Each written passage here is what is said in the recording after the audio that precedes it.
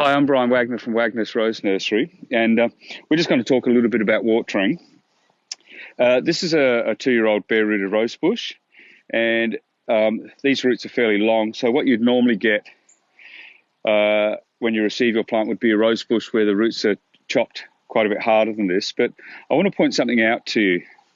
You can see the length of this root. Now, this has been cut with a machine.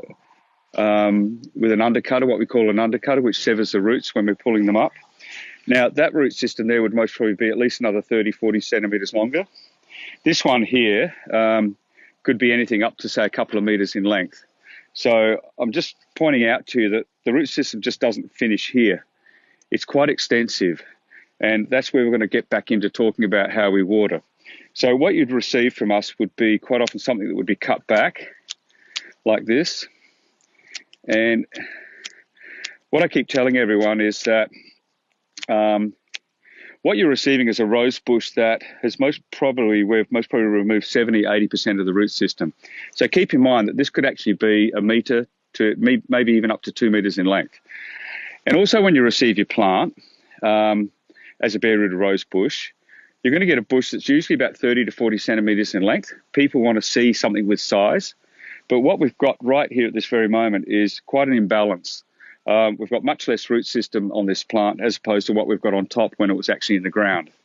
And what we've done, we've most probably, as I said before, removed 70 or 80% of the root system, but we've only removed maybe 50% of what's on top because you want to see something big. So we would prefer when you plant your rose bush to cut this back quite hard. Now, that's what we would prefer, most probably the preferred planting length. You might be horrified at this, but please try and do it. If you look very carefully, you generally get, by doing that, 3 or 4 or 5 nice shoots breaking off around the crown here, this part in here, and 4 or 5 shoots off each one of these canes. So if you can achieve, say, 10, 15 shoots from this, even if it was just a single cane, forget about these two. If I was to remove this, which I'm going to, that's still okay. You're still going to get maybe 5 or 6 shoots here. You're going to get 2 or 3 around each one of these and a couple down the bottom here. So you're possibly going to get maybe 10, 15 shoots. Now, if you can achieve that in that first bit of growth that you get, that's what you want. You know, you're going to have 10 or 15 really nice, strong shoots. Now, if we go back to this plant here, which is a plant that I planted a week or 2 back, you can see how hard I've cut that back. That is the depth that I've planted it. So try and plant it sort of around the bud union. Which means that you're planting it quite deep. What I don't want to see is, say where my hand is right now, I see this a lot where that's the planting depth. Well, the roots are only just under the ground there.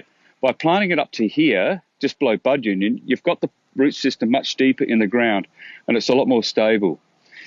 Now, what we're going to do is talk about watering. When you water your plant, and the same applies to fertilizing, don't just have, say, for example, you've got a drip line running down through here. We're going to imagine all of this. I see it quite often where there's just a little button right at the base here. All that is doing is running water out to most probably 20, 30 centimetres either side, and it restricts the root growth.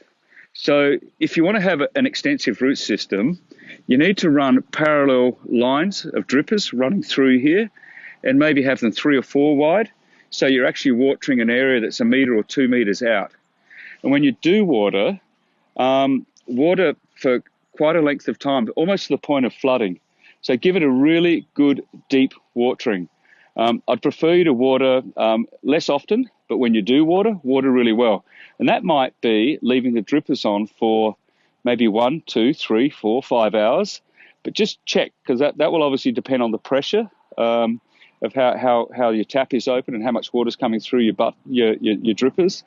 And if you're not sure, check the following day and dig, say, 30 centimetres or a foot from your plant and go down to spade depth and have a look and see how much moisture is down at the bottom of the spade. That will determine how much moisture you've got and whether you're watering correctly. But the real critical thing about watering is deep waterings. And I would prefer you to water less often, but when you do water, water really, really well. How often in summertime? Look, summertime, that will obviously depend on a few factors. It'll depend on soil type, whether you've got a light soil or a heavy soil, whether you're mulching. If you can put mulch on and heavily mulch, and I'd like to go out a little bit further than this, which I will a bit later. Whether you're mulching will reduce your watering down by quite a bit, and depending on the heat and how exposed the plant is. But on average, I'd say most probably once a week. But again, when you do water really well. What you're doing is by watering weekly, say after day 5 or 6 or 7, you're starting to dry it a little bit. You're encouraging root growth. And then when you flood it again, it picks up a heap of water.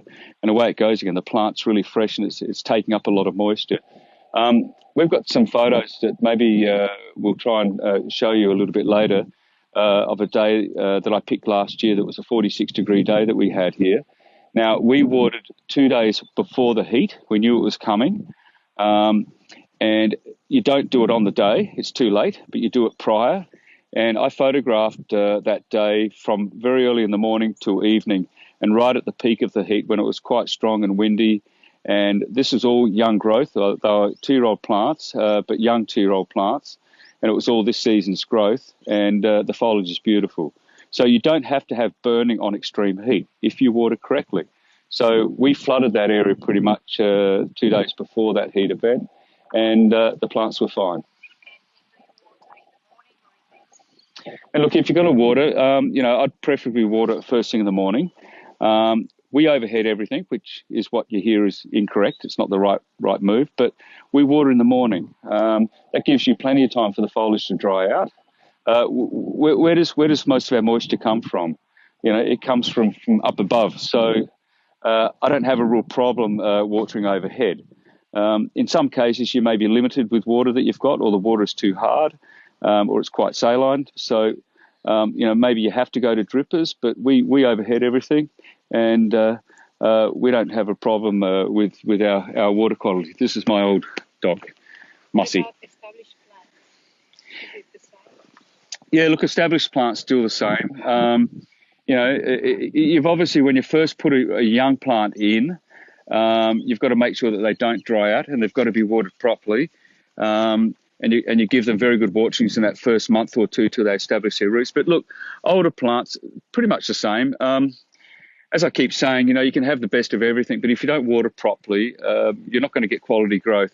And if you water correctly, you're going to have much less disease. Fungal disease for me is quite often stress-related.